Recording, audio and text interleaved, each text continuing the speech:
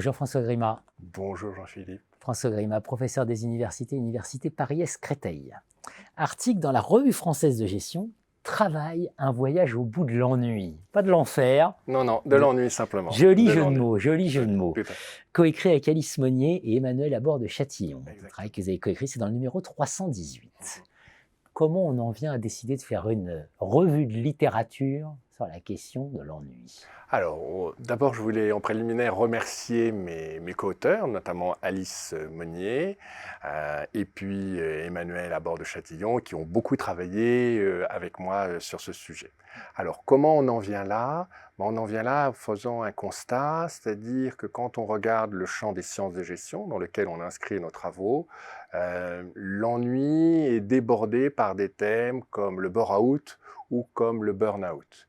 Donc, donnant une vision pathogène des situations de travail, dans une vision extrême et tendant à faire penser que l'ennui, c'est pas gérable et on est tout de suite dans des situations extrêmes, des situations chroniques.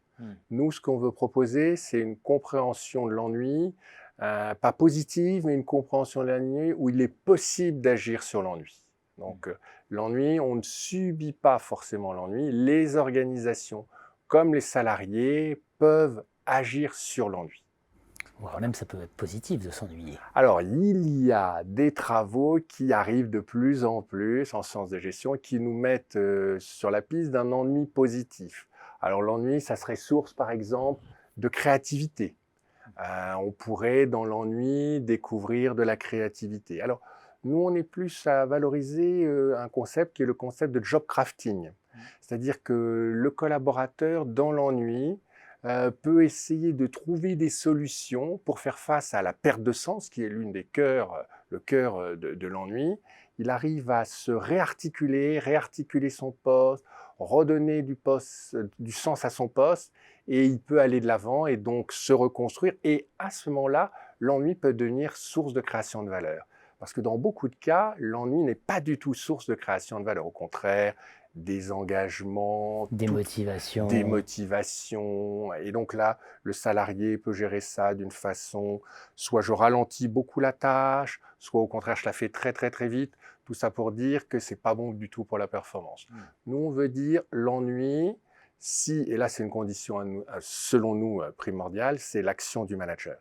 C'est-à-dire il faut que le manager accepte que le collaborateur reconstruise son poste à sa manière, comme il pense pouvoir lui donner du sens pour créer la motivation. Parce que si on laisse le salarié s'ennuyer de manière chronique, alors à ce moment-là, ça vire vers le bore-out ou ça vire vers le burn-out.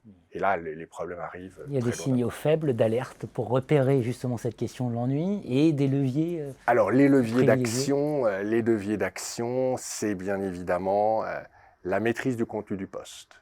À quel point on laisse au collaborateur véritablement une volonté de construire son poste, d'avoir une certaine autonomie dans le poste pour lui donner du sens. Et certaines organisations sont assez coupables, selon nous, sur la création de l'ennui parce qu'elles survendent les postes lors du recrutement. Et quand la personne arrive au moment où elle constate le poste, il y a un gouffre.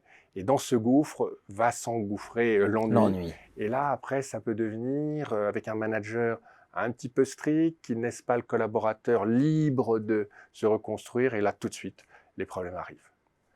Travail, un voyage au bout de l'ennui. Donc, une revue de littérature sur la question de l'ennui. Thème très original. Merci à vous, François Grima. Merci à vous.